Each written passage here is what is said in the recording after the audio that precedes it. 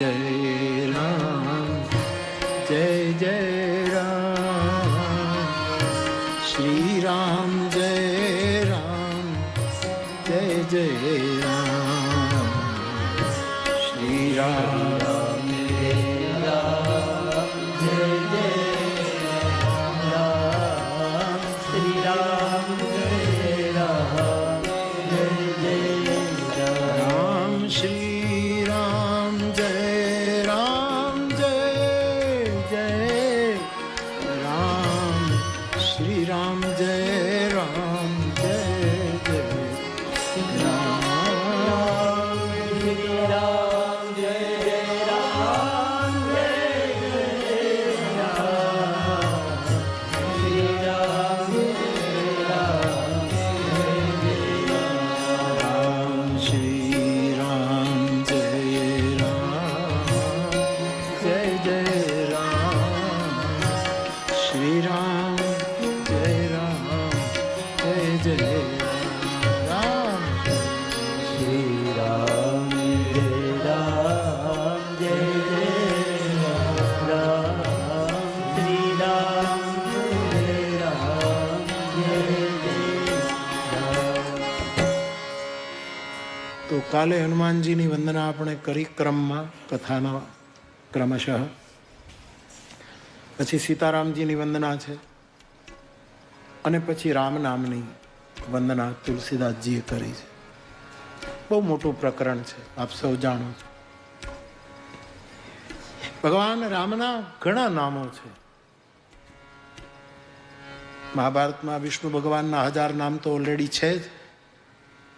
આપણે ગામડામાં પણ આપણે ગાતા હોઈએ છીએ કે હરિ તારા નામ છે 1000, क्या नामे लख भी कंको हरि तारा नामे 1000, क्या नामे लख भी कंको અને રોજ રોજ બદલે મુકામ, क्या गामे लख भी कंकोतरी रोज रोज बदले मुकाम, क्या गामे लख भी कंकोतरी।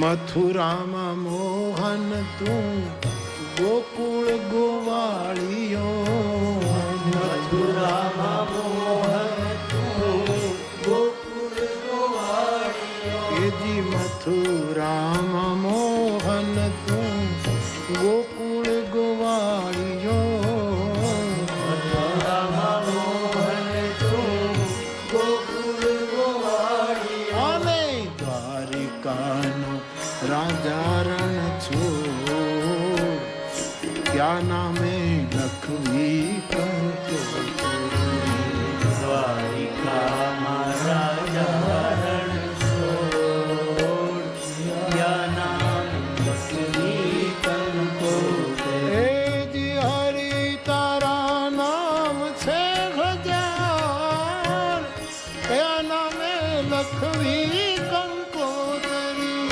હરિ તારા નામ છે 1000, કયા નામે લખવી કંકોતરી. રોજ રોજ બદલે મુકામ, કયા નામે લખવી કંકોતરી. રોજ રોજ બદલે મુકામ, કયા નામે લખવી કંકોતરી. આપણે ત્યાં ભગવાન વિષ્ણુના 1000 નામ, આપણા અધ્યાત્મએ આપેલી સાધકોને ફ્રીડમ છે કે આમાંથી તમે જે નામ પસંદ કરો એનું ચડી જાઓ. અમે કોઈ તમને દબાવ નહીં કરી કે તમે આ જ નામ. દુર્ગાના 1000 નામ, ભગવતી દુર્ગાના શાસ્ત્રીય 1000 નામ છે. રાજેશ મિસ્કિન ભમંસનું જે મેગેઝિન નીકળે છે એમાં ક્રમશઃ માં દુર્ગાના મંત્રો લઈ અને 1000 નામની વ્યાખ્યા પોતે નવનીત સમર્પણમાં એ કરે છે. શંકર ભગવાનના 1000 આ મને તમને અપાયેલું સ્વતંત્રતા કે અમે તમને કહીએ કે આ જ નામ નહીં, તમે આમાંથી તમારી રુચિ, તમારો સ્વભાવ, તમને જેમાં પ્રીતિ જાગે એ નામ તમે લો. આટલું આપણું અધ્યાત્મ આપણને વિશાળતાથી આવી છૂટ આપે છે. તો રામના પણ અનેક નામ છે. કોઈ એને રઘુવીર કહે, કોઈ રઘુનાથ કહે, કોઈ રઘુપતિ કહે, કોઈ રાઘવ કહે, કોઈ રઘુનંદન કહે, અનેક નામ હે. અયોધ્યાના માણસો પણ ભગવાન રામને, પરિવારજનો પણ રામને પોતપોતાની રુચિ પ્રમાણે નામ લઈને બોલાવતા હતા.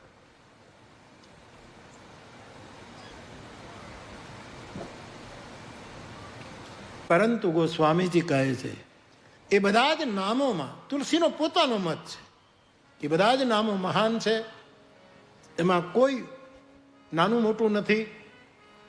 પરંતુ એ બધા જ નામમાંથી હું રામ નામની પ્રથમ વંદના કરું છું.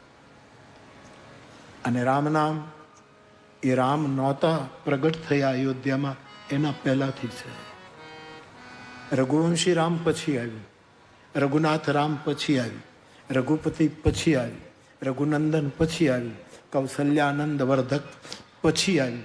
આ બધા નામો તો રામના ત્રેતાયુગમાં પ્રાગટ્ય પછી, પણ જે રામ મહામંત્ર છે એ તો આદિ અનાદિકાળ છે.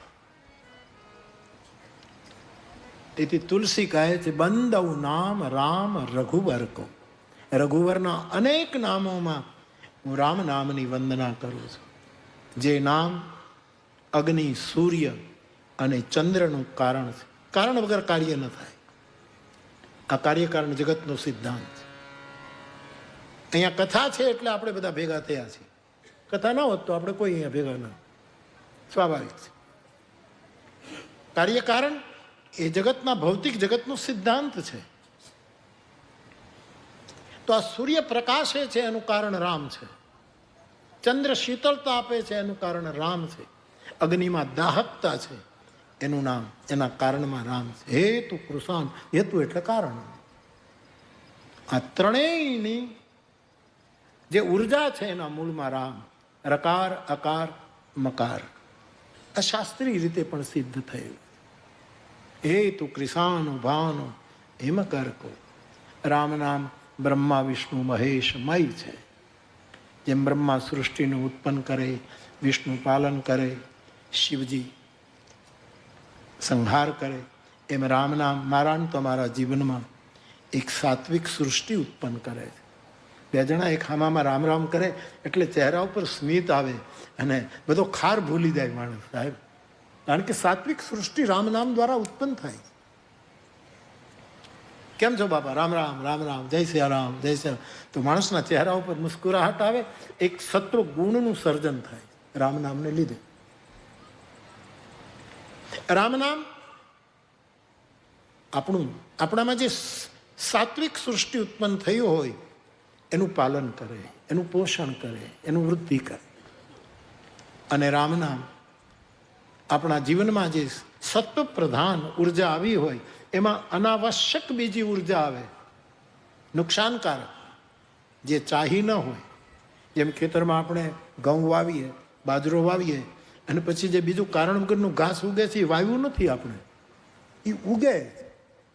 એમ તમે જે બીજ વાવો છો એની આજુબાજુમાં નકામી વસ્તુ ઉગે જ છે. તમે આખા જગતનું સારું કરતા હો તો એ અમુક લોકો તમારી નિંદા કરે જ. એ નિંદામણ કરાવવું જ પડે. એટલે આપણે ખેતરમાં નિંદામણ કરાવીએ છીએ કે ભાઈ તમે આજે અમારે નકામું ઊભું થયું છે, તમને 100 રૂપિયા મજૂરી આપશું, રોટલો આપશું, તમે નિંદા કર્યા કરો અને અમારો બાજરાનો છોડ મબલક પાક આપ્યા કરે. એટલે કબીર સાહેબે તો એમ કહ્યું નિંદકને નજીક રાખો, એને ભાડે મકાન અપાવો, તમારી બાજુમાં રાખો કે રોજ તમારી સફાઈ કર્યા કરે, નિંદા કર્યા. નિંદાથી ડરવું નહીં. સાપેક્ષ છે નિંદા ને સ્તુતિ. આ બાજુ કરો તો નિંદા, આ બાજુ કરો તો સ્તુતિ. એ સાપેક્ષ છે. આખો આઈન્સ્ટીનનો સિદ્ધાંત લાગુ પડે. ભાઈ તમારી નિંદા થાય તો સ્તુતિ પણ અમુક વર્ગ કરતો હશે, અમુક વર્ગ સ્તુતિ કરતો હશે, તો અમુક વર્ગ નિંદા. આનાથી કાંઈ આપણે ચિંતા કરવાનું હોય જ નહીં. પણ આપણે જીવ છીએ એટલે આપણને અસર થાય. પણ જેણે રામ નામ લીધું હશે, રામ નામ શું તાળી લાગી. દર્શીઓ એમને ન બોલે. જેને રામ નામની સાથે તાળી લાગી એના શરીરમાં બધા તીર્થો આવે છે. આવું મેં તો કહે. રામ નામ ઉપાસકની આજુબાજુમાં જાઓ તો 68 તીર્થની જાત્રા થઈ જાય સાહેબ. 68 તીર્થ. રામ નામ શું તાળી લાગી સકલ તીર્થ એના મનમાં નહીં તનમાં. વૈષ્ણવ જન તો તેને કહે જે પીડ પરાઈ. ત્યાં મહેતાને રામ નામ જ યાદ આવ્યું. આદિ અનાદિ એ પરમ તત્વને પુકારવાનું એક સંજ્ઞા છે કે પરમ તત્વને પુકારવા માટે કંઈક તો જોઈએ, અને એ પુકારવા માટે જે શબ્દ બ્રહ્મ છે એ રામ છે. તો બ્રહ્મા વિષ્ણુ મહેશ મય છે. સૂર્ય ચંદ્ર અને અગ્નિના પ્રકાશનું કારણ રામ નામ છે. પહેલા મારા ભાઈ બહેનો, રામ એ નામ છે. આપણે ગામડાની બહેનો દીકરીઓ ગામડાના એ કીર્તનો બહુ બહુ સીધા સાદા પણ બહુ જ સંદેશ આપતા. નામ છે નાનું, એનો મહિમા બહુ મોટો. આવું આવું ગામડાની બહેનો ગાય. આમ નાખી દેવા જેવું નથી આ ગામડાના કીર્તનો. એમાં મોટો સંદેશ છે. રા અને મ બે અક્ષરો, 2.5 અક્ષર છે. કાનો લગાડો એટલે સીધું 2.5 અક્ષર. કબીરનું આ 2.5 આખર છે રામના. સત્ય પણ 2.5 આખર છે. પ્રેમ પણ 2.5 આખર છે. તો સ્પષ્ટ 2.5 આખર પ્રેમ કા. તો રામ નામ જે છે બાપ એ આદિ અનાદિ કાળ. હું કહું અને પહેલું નથી. અને તમારે તમારા ઈષ્ટદેવનું જ નામ લેવાનું. પણ અહીંયા જે વાત આવી છે મારે તમારા કાન સુધી પહોંચાડવી. બાકી આપે જે તમારો ઈષ્ટદેવ હોય, તમારા ગુરુએ જે નામ દાન આપ્યું હોય, જગદંબાનું નામ લો. અરે કોઈ પણ નામ લો ને. કબીરા કુવા એક હૈ, પનિહારી અનેક, બર્તન સબ ન્યારે ભયે, પાણી સબ મેં એક. કોઈ પણ નામ, પરંતુ તમે નક્કી ન કરો તો વ્યાસપીઠ તમને ગાંઠ બળાવે છે કે હરિનામ, કૃષ્ણ નામ, શિવ નામ, દુર્ગા નામ, કોઈ પણ સાહેબ. મારો રામ આવો નાનો નથી. એને અનંત અવકાશ એનામાં હમાઈ જાય છે. એવું રામ તત્વ બહુ વિશાળ છે, સંકીર્ણ. અને આપણે પ્રવાસ સાહેબનો શેર છે ને, એ રામ કોઈ દૂસરો કા હોગા, મેરા રામ તો નહીં. જે નાનો એવો રામ હોય એ વ્યાસપીઠનો રામ નથી. વિરાટ જે છે એ રામની આપણે વાત. બિન સાંપ્રદાયિક છે રામ, બિન સાંપ્રદાયિક નામ. ઘણા લોકો રામ નામ લેવાથી ડરે. આપણે બોલીએ તો આપણને કોઈક સાંપ્રદાયિક કહેશે તો રામ નામ કેમ લેવાય, કેમ લેવાય? બોલો. વાંદરાઓ લેતા હતા એટલે આપણે વાંદરામાંથી પણ જવું છે તો પછી મહા. તો એક વસ્તુ રામ એ નામ છે. બીજું રામ એ મંત્ર છે.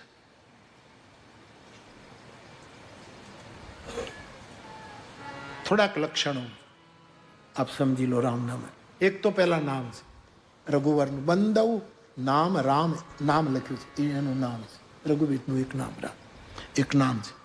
બીજું એ મંત્ર છે. મંત્ર સમજીને ઋષિ મુનિઓએ રામ નામનો જાપ કર્યો છે કે આ ખાલી નામ નથી,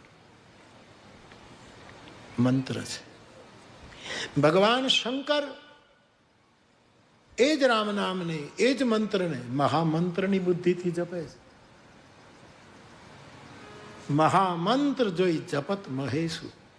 તો ત્રીજી પરિભાષા છે એ મહામંત્ર છે રામ નામ. ચોથી પરિભાષા છે એ પરમ મંત્ર છે. રામ નામ પરમ. પરમ પછી શું?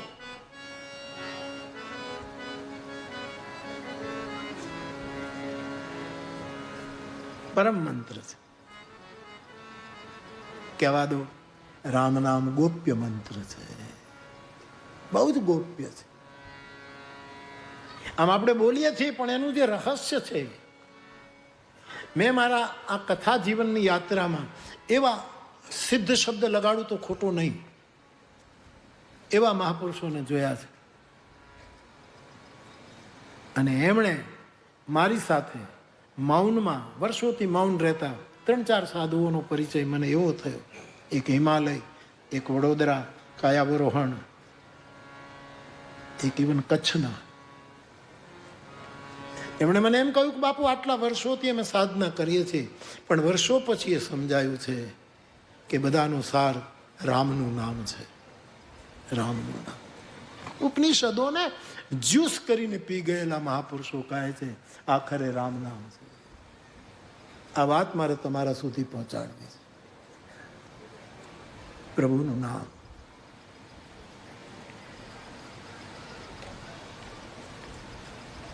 ચૈતન્ય મહાપ્રભુ કેટલા શાસ્ત્ર સંપન્ન મહાપુરુષ, ગૌરાંગ. પણ જ્યારે હરિબોલ આ નામનું પેલું થયું, બધા શાસ્ત્રો એને ગંગામાં ફેંકી દીધા છે અને કેવલ હરિબોલ હરિબોલ. કારણ કે એને દેખાયું કે તમામ શાસ્ત્રનો સાર તો પરમાત્માનું નામ છે. સુખાવસાને ઇદમેવ સારમ, દુઃખાવસાને ઇદમેવ જ્ઞેયમ, દેહાવસાને ઇદમેવ જાપ્યમ, ગોવિંદ દામો ધર્માદ. તો રામ એ નામ છે, રામ એ મંત્ર છે, રામ એ મહામંત્ર છે, રામ એ પરમ મંત્ર છે, રામ એ ગૌપ્ય મંત્ર છે, રામ એ ઉદાર મંત્ર છે. એના જેવું ઉદાર. એહી મહા રઘુપતિ શું ઉદારા નામ. આટલું નામ, રામ નામ જેટલું કોઈ ઉદાર નથી. ઉદાર. ઉપનિષદમાં જાઉં તો રામ નામ તારક મંત્ર છે. એ તારક મંત્ર. રામ નામ સમસ્ત શાસ્ત્રનો સારભૂત મંત્ર છે.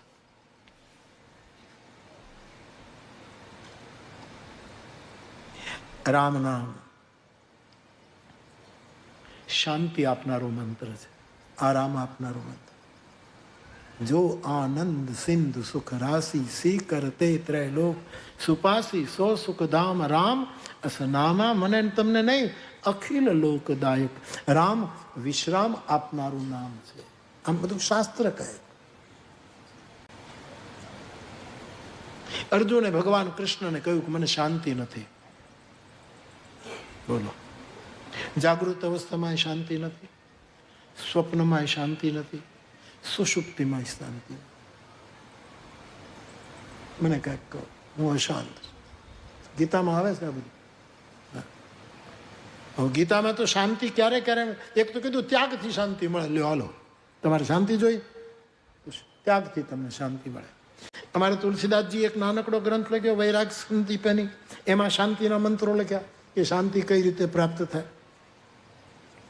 જ્યારે અર્જુને કહ્યું કે જાગૃત અવસ્થામાં પણ શાંત નથી, સુષુપ્તિમાં નથી, સ્વપ્નમાં પણ, તુર્યાવસ્થા તો બહુ દૂરની વાત, પણ આ ત્રણમાં મને ક્યાંય, કારણ કે ઘણી વખત માણસને સપના એવા આવે છે કે અશાંત થઈ જાય માણસ. એ તો સારું છે જાગી જાય એટલે પછી, નહીં તો અંદર તો કેટલું એવા સપના આવે, સપનામાં શાંતિ નહીં, કાંઈકનું કાંઈક નીકળે. હાંડિયા આવે આપણી સામે, કચ્છના રણમાંથી ઊંટો આવે, બોતડાઓ આવે ને આપણે ડોક ઉપર મોઢા રાખે, એટલે આપણે શાંતિ. સપનામાં શાંતિ નથી. અર્જુન કહે જાગૃતમાં તો છે જ નહીં. આ ઉપાધિ જાગૃતમાં, ઇવન સુષુપ્તિમાં પણ શાંતિ નથી. આવું એ કહે છે, હે ગોવિંદ મને શાંતિ આપ. ભોક્તારમ યજ્ઞ તપસા. કૃષ્ણ ત્યાં ભોક્તારમનો બધા જ ભાષ્યકારોએ અર્થ એ કર્યો કે યજ્ઞ અને તપસ્યાનો ભોક્તા એક, પણ ભુક્ત શબ્દનો સંસ્કૃતમાં અર્થ થાય છે રક્ષા કરું છું. જે યજ્ઞ અને તપ કરશે એની રક્ષા હું કરીશ, એને હું શાંતિ આપીશ. જાગૃત અવસ્થામાં જે યજ્ઞ કરશે અને તપ કરશે એને અર્જુન હું શાંતિ આપીશ. ભોક્તારમ યજ્ઞ તપસા. અથવા તો મને સર્વલોક જ્ઞાત્વામાં, મને સર્વલોકનો મહેશ્વર જે માનશે એને હું સપનામાં શાંતિ આપી. કે હાંડિયો આવ્યો એ મારો લોક મહેશ્વર છે, મારા સપનામાં દુશ્મન આવ્યો એ પણ બ્રહ્મ જ છે, મારું ગળું કોઈએ પકડ્યું એ પણ મારો હરિ જ છે. સ્વપ્નમાં સર્વલોક મહેશ્વર. અને સુષુપ્તિમાં એ મારો સુરત છે, સર્વભૂતોમાં મારો સુરત. એને હું શાંતિ આપું છું. પરંતુ મહાભારતકાર એક ડગલું આગળ જાય છે. આ તો મહાભારતની ગીતામાં આવ્યું, પણ મહાભારતકાર વ્યાસ અને યુધિષ્ઠિરના સંવાદમાં આગળ જાય છે કે આ બધા શાંતિના ફાંફા છે. આ શાંતિ મેળવવા માટે યજ્ઞ કરવો પડે, આ કરવું પડે, બધા માટે સુલભ નથી. ત્યારે વ્યાસજી સમજાવે છે યુધિષ્ઠિરને કે આ બધું મૂકી દે, એક કૃષ્ણ નામ લે, તારી મુઠ્ઠીમાં શાંતિ આવી જશે. એટલે હરિનું નામ એ શાંતિ, પરમ શાંતિ આપનારું તત્વ. રામ રામ બોલીએ એટલે કે હે રામ, આપણને કેટલો વિશ્રામ આવે. આશ હે હરિ એમ કરીને બેસી જઈએ, આરામ આપે. સકલ લોકદાયક વિશ્રામ. તો રામ નામ વિશ્રામ આપનારું તત્વ છે. રામ નામ આપણું કવચ છે. બહુ અનુભવ પછી કહું છું, રામ નામ કવચ છે. તમારું બહુ ધ્યાન રાખજો.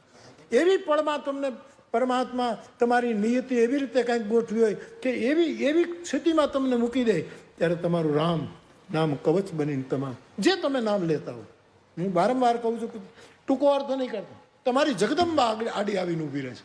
હે માં, હે દુર્ગા, હે પરાંબા, એ આવીને તમારો મહાદેવ આવીને ઊભો રહે છે. એનું નામ, બીજું કંઈ કરવાની જરૂર નથી. અને છેલ્લી ઘડીએ જ્યારે તમને એમ થાય કે આહા હા ઓકે અમને હાંચવી લીધા, ત્યારે એમ થશે કે નામ કેટલું મહાન છે, નામ કેટલું. અરે ઘણી વખત સમાજના પ્રતિષ્ઠિત માણસનું નામ પણ આપણું કવચ બની જાય. આ તો હરિનું નામ છે. ફલાણા ભાઈએ કીધું હતું એવું તમે નામ આપો તો એ લોકો તમને રાહત આપી દે.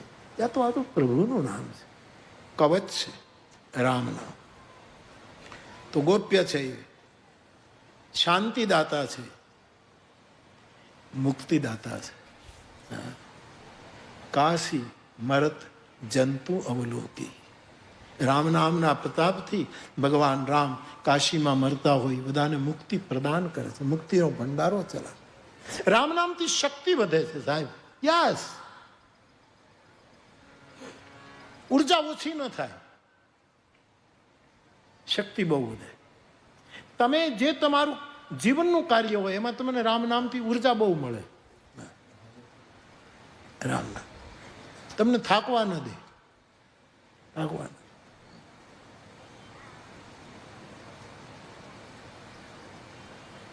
એવું રામનું નામ અનેક વિધા છે રામ નામની. એવા નામનું ખૂબ મોટું વર્ણન તુલસીદાસજીએ કર્યું છે કે શંકર ભગવાન મહામંત્ર સમજી રામ નામનો 24 કલાક જાપ કરે. ભજનાનંદી મહાપુરુષોનું રામ નામ 5 રીતે ચાલતું હોય છે. એક, આંખને પલકે પલકે રામ, મટકે મટકે, એને ખબર ન હોય અને હર પલક હરીને ભજતી હોય.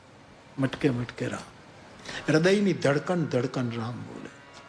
ત્રીજું, શ્વાસોશ્વાસ રામ નામ, હાલતા ચાલતા ડગલે ને પગલે રામ નામ ચાલતું.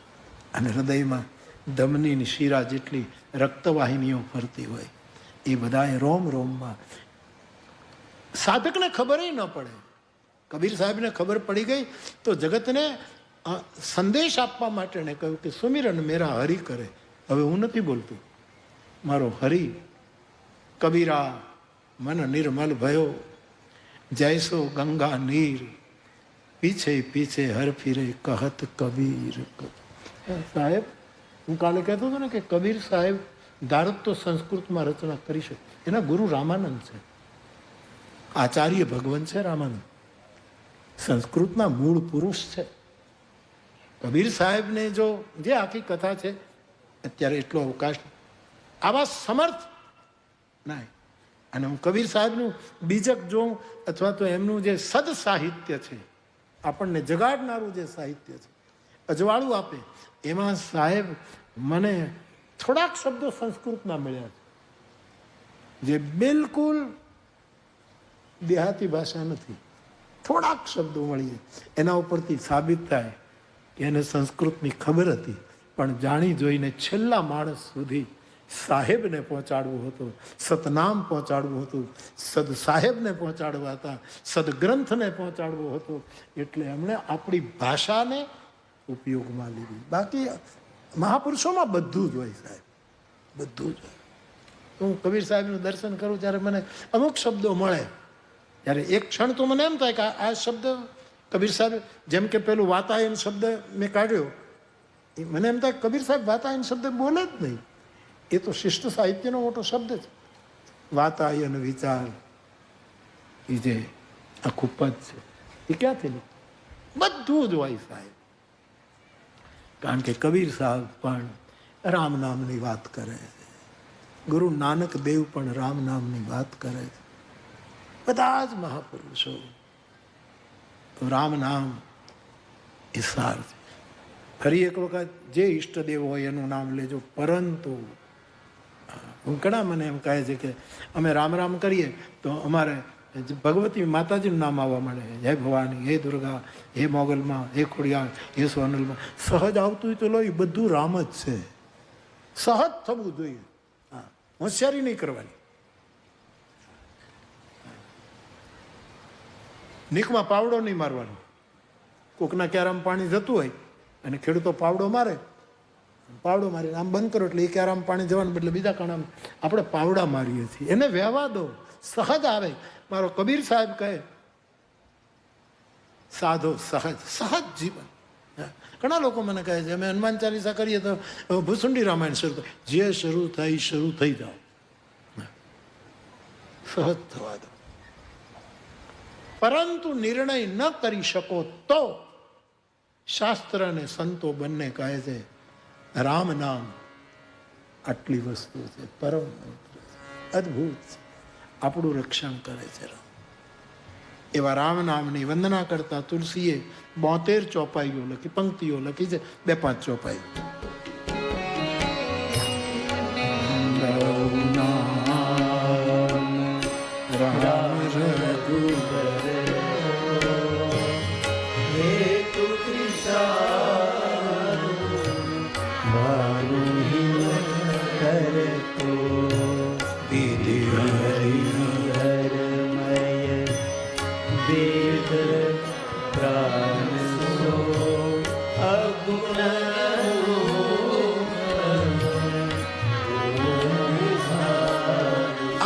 ઘડિયાળમાં 3 કાંટા હોય, બરાબર?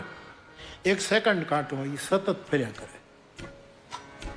પછી 1 રાઉન્ડ પૂરો કરે એટલે ઓલો જે મિનિટીયો કાંટો હોય એ 1 ટપકેથી બીજે ટપકે જાય, બરાબર?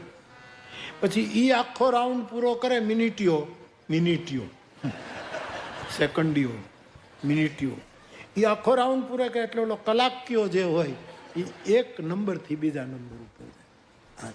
આનો અર્થ એવું છે, આ ઘડિયાળનું એટલું સરળ અધ્યાત્મ છે, પણ વિદ્વાનોને મારું સરળ અધ્યાત્મ સમજાતું નથી, એટલે એ લોકો બોલતા નથી. એનું કઠિનમાં કઠિન અધ્યાત્મ હું સમજી જાઉં છું. તમે જો હવે આમાં શું છે કે સેકન્ડ કાંટો એ આપણે છે, સતત હરિનામ જપો, નોન સ્ટોપ, પ્રતિપલ, હર ક્ષણ.